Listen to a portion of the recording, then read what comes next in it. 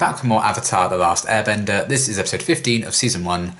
Very excited to be reaching, what's this, like 3/4 mark of the season.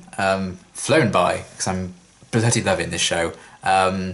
Really love where the characters are going, where the overall story's headed as well. Yeah, I knew right from the start, really, that this was going to be my kind of show. And I think the past 5-6 episodes in particular have really kind of amped up and just showcasing the potential it's always had. So I'm excited to get even deeper into it and see what on earth's going to happen next. What village they may or may not destroy, that they may come across, what characters they'll meet along the way, what trouble Zuko may try and cause them. All of that good stuff. So yes, very excited to carry on as I always am. So let's get into the next one. Hey look, a sword made out of a whale's tooth. Let me see that. That's a whaley good weapon. Ha! It's one of our boats. Is this? Must be exciting for them to meet other people from the Water Tribe. Dad was here. Ooh. Jesus. Hello. Stow away. My shoe can smell a rat a continent away. Well, I'm impressed. Same. I'm slightly in love with this woman. Oh, I love that we're getting soccer flashbacks. I'm gonna miss you so much. Aww. Who's there? Sokka? Bato? It's truly an honor to be here. If there's anything... What smells so good, Bato? Yeah. The sisters Mood. laughed, don't Stewed sea prunes? help yourself. Dad could eat a whole barrel of these things. Don't think I could. Bato. Well, the hippo did the right. Momo spitting it out. Please put that down. It's ceremonial and very fragile.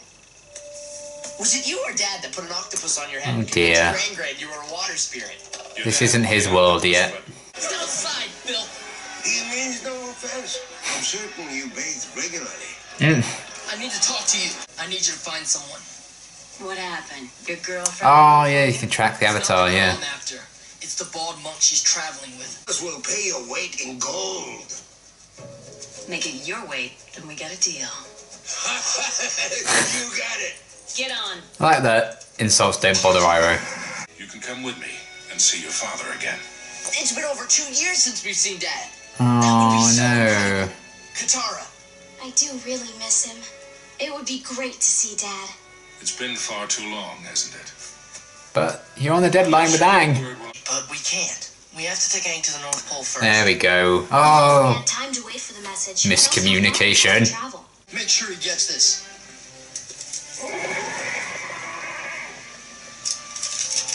It's the map to Sokka and Katara's dad. Don't hide it from them.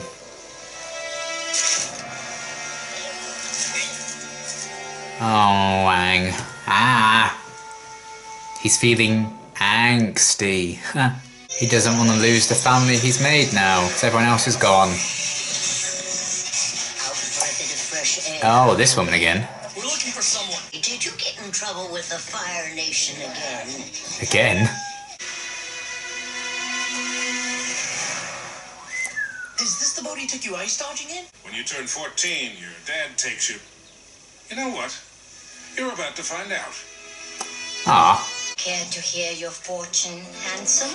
At my age, there is really only one big surprise left. And I'd just as soon leave it a mystery. Fair enough. How are we supposed to ice dodge without ice? You'll be dodging those. Sokka, you steer and call the shots. Be careful with this sentimental boat that means a lot to me. They must show he has a lot of faith in Sokka. There's no way through. Dear. We can make it. Sokka, you've already proven yourself. Maybe we should... Hey, I'm gonna need This was your idea. I mean, his whole life's kind of been about the Water Tribe, isn't it? It makes sense that he'd be in his element. Ha! In his element. Water. Ha. The same mark your father earned. Oh. For Katara, the mark of the brave, where courage inspires us. And for Aang, the mark of the trusted. You are now an honorary member of the Water Tribe. I can't. Aw. Of course you can. I was afraid he was the map to our father. You had it the whole time? How could you? Well, you can go to the North Pole on your own. I'm with you, Sokka. Self-fulfilling prophecy there. I mean, I don't think they actually will leave him ultimately, but can't blame him. The trouble, Aang tries too hard. That's his problem. Good luck. He assumes the worst. Okay, you too. So he didn't know that they were gonna stay. He thought they were going anyway. That wolf sounds so sad. It's probably wounded. No, it's been separated from the pack.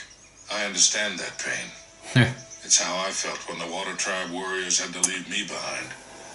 I wonder who else feels that way. Being apart from them was more painful than my wounds. Oh, Sokka. We need to go back. I Yeah. want to see Dad, but helping Aang is where we're needed the most. And a young man with a scar. Zuko. The beast was using the scent of a necklace to follow you. A necklace. Katara! Ah, of course, it's gonna go after them. Because I'm following Katara, not Aang.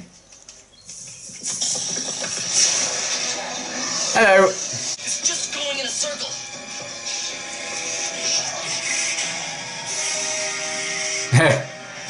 Surprise, bitch! Oh, yes! Take that. Let's have that discussion again about being friends. Oh. I like that they're giving Appa quite a bit to do. Ow! How dare you!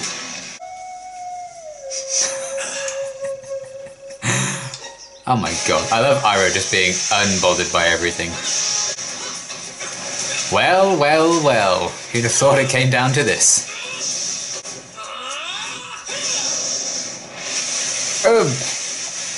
Unfortunate. That thing sees with its nose. Let's give him something to look at. The perfume?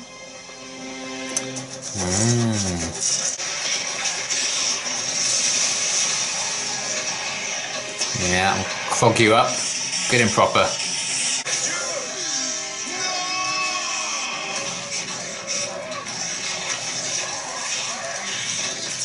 I didn't see you get hit with the tongue. Wow.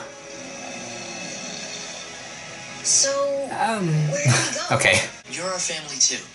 And right now, we Aw. need us more. And we need you. This? Hey! Hooray! How'd you get that? That's so sweet of Zuko. Would you give him a kiss for me when you see him? Sure. Mwah. Oh boy. Oh. I mean, there's almost certainly Zuko and Anne fanfiction, isn't there? What a wholesome ending. Okay, another really, really great episode. It was cool to get some flashbacks with Sokka. I think that's one of my favourite aspects of it. And I think a lot of the show has focused more so on the connection between Aang and Katara, particularly at the last episode, for example. And that's always like that core trio. I think that's been the relationship that's been focused on more so than any other. So to see it more so, I feel like Aang and Sokka's bond, or at least something that can bond them and something they have in common, that was really cool to see that focused on. And the fact that what Bato was talking about, you know, being like away from the rest of the pack and cast out from the tribe. Well, not necessarily cast out, but you know, he's not with like the others because Bato got injured and everything. And that made Sokka think of when he was a kid and his dad left, and he kind of felt that disconnection there. He kind of felt very lonely in that sense. And you do see the respect that Sokka has for his father with that, because when we first meet Sokka and everything, you see, you know, the role he kind of plays in the village, and he's like teaching all the kids and everything. So he's taken on a great deal of responsibility. So that's why when it all comes back down to this and those kind of sad memories he has of his dad leaving, and as much as he wanted to like see him again and everything, he realises that them leaving Aang kind of put him in the same position that Sokka himself was in when his dad left. He didn't want to do that to Aang as well, because they're his family as well now. That was a really cool message. So that kind of thing that Aang, that sounded really weird. Aang and Sokka have in common can now connect to them as well. And you can also bring Zuko into that, because they often parallel, I think, and link Zhang. That's probably their ship name, isn't it? Zuko and Aang's relationship. They're very similar in that sense. But also, Zuko has kind of been an outcast from a lot of his people when, the Fire Lord kicked him out and everything and banished him. So that's something that also links Zuko with Aang and with Sokka as well. So there's loads of interesting connections that they kind of build up between these characters. And it's like, but, if in another world, another life, these guys could all get along because they have so much in common, but they're just born in different sides and they have different goals right now. And I like that the show is very, very aware and very purposefully doing those links and parallels, because they made it clear, like what Aang was saying to Zuko, was it 2 episodes ago? Because I don't think Zuko was in the last one, was he? In the Blue Spirit, when he was like, oh, do you think in another life we could have been friends or whatever? So they're clearly kind of going for that angle and exploring how similar people can be, how much they have in common, these shared experiences, shared pain, but the way you may have been born or raised or anything can just completely disregard that sometimes, and that's kind of tragic in a way. So I really enjoyed the focus on that, and just seeing a bit of younger Sokka was really interesting, and what Aang was going through. I mean, it's the classic kind of, TV show miscommunication thing when Aang overheard completely the wrong thing and then left just as, he was getting the context that he would have needed to realize everything was going to be all right. Because while they were both excited to see their dad, Sokka and Katara were very much going to stay by Aang's side, and they knew that. And then Aang's actions through that kind of insecurity, thinking that once again he's going to be all on his own, which is a trauma he's already gone through earlier on this season when he realised all his people were gone. He's kind of built up this familial bond with Sokka and Katara since then. He doesn't want to lose that, so that then caused him to act out, hide the map from them when that arrived. But when that was discovered, it just pushed them further away. So that was interesting, and the fact that Bato was the one who kind of brought Sokka and Katara back with his story about the lone wolf away from the rest of the tribe, and how that awakened that kind of pain that Sokka went through. So that was a cool journey as well, and the fact that Aang's still very young, technically, and he's been through a lot of loss and he has all this pressure on him already, and we've seen multiple times he's only really gotten this far and gotten through it because he's had people around him, he's had that family unit by his side. So I dread to think what would have happened if they actually had gone their separate ways there. I mean, it would have been disastrous because we had that creature tracking Katara, so that probably wouldn't have gone well for them. So everything with that I thought was interesting, to explore the insecurities Aang still feels. And maybe if by this point he had mastered water and stuff and he learned a lot more of the ways, he probably would have been a lot more comfortable with the water tribe traditions, all of that stuff. It would have been interesting maybe to see Bato kind of teach Aang some stuff like that. But I get what they were doing with the Sokka story, and I'm glad they did that because it means more Sokka-centric stuff, which I'm all about.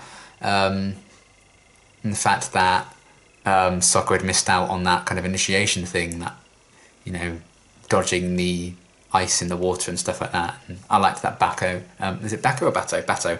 Bato kind of still orchestrated that rite of passage for him, and that was what caused Aang to come forward, because he's supposed to be the one who could be trusted, stuff like that.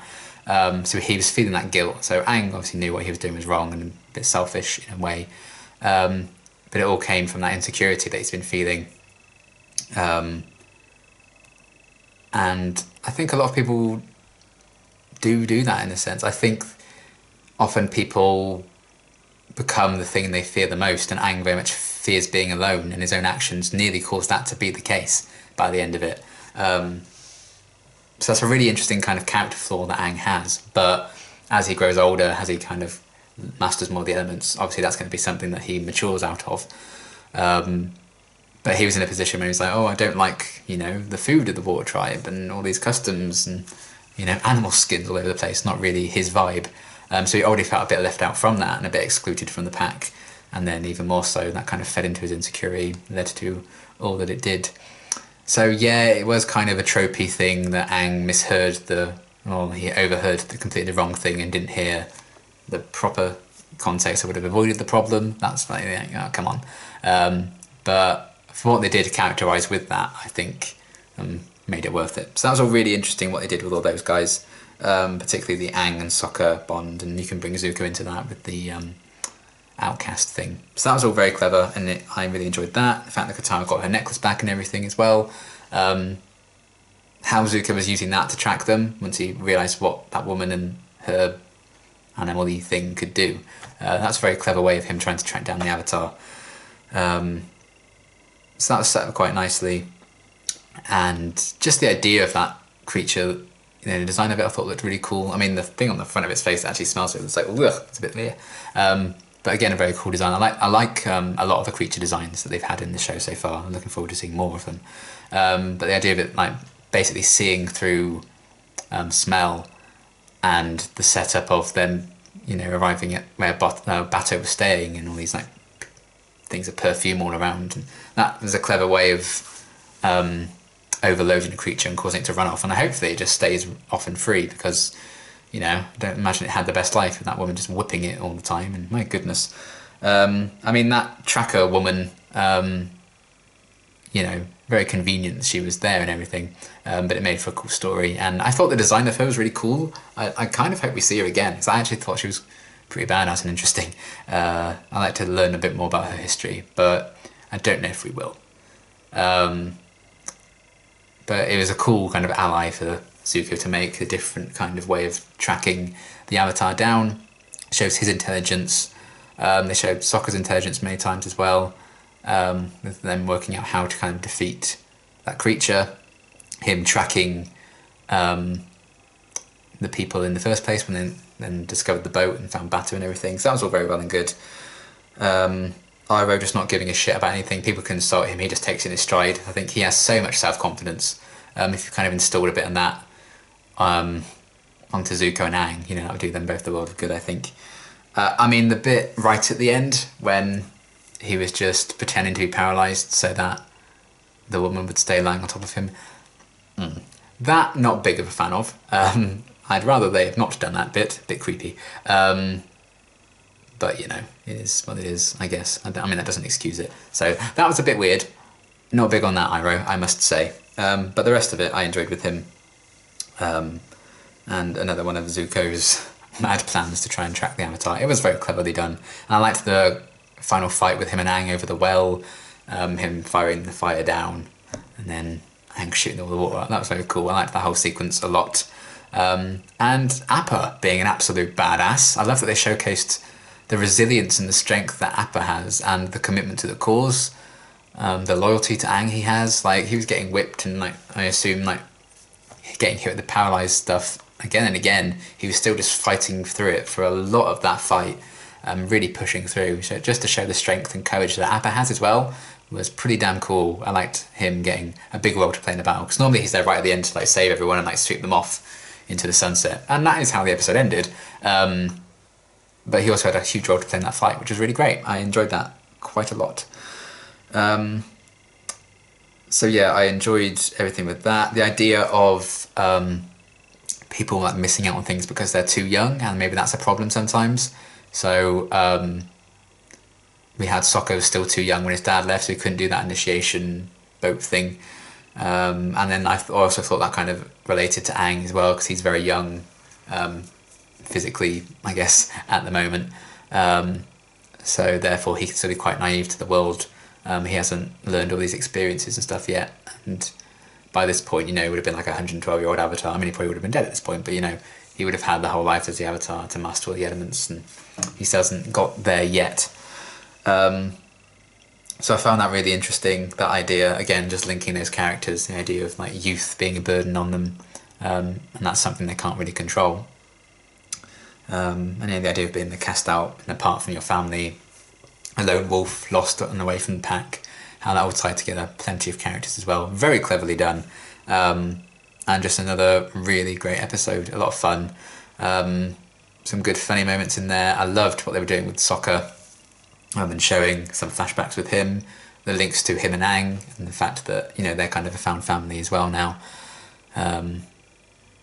So that I enjoyed, and another kind of failed plan by Zuko. Just a classic. I don't know how long they can continue doing that. Like, oh, we found the Avatar. Oh no, he's escaped. God damn it. I can't see that being able to be a thing for much longer without it feeling a bit tired. But I have absolute faith in their storytelling. I feel like they'll find different ways of going about that or changing it up somehow, coming to some sort of conclusion with it. We'll have to wait and see. But yeah, another really fantastic episode. I love this one a lot, and I look forward to seeing where things will go for the final quarter of this season. Only 5 episodes left of season 1, which is crazy. Very exciting though. I am so in love with the show. I do think about it a lot. It's one of the shows I think I'm always like the most excited to sit down and record this one, I think, out of everything I'm reacting to at the moment. Which is great. And I'm hoping that will continue for the rest of the run, because damn, this show's good. And this episode had a lot of great stuff going for it as well. So we'll see where they go next with that. But until my next reaction, thanks for watching.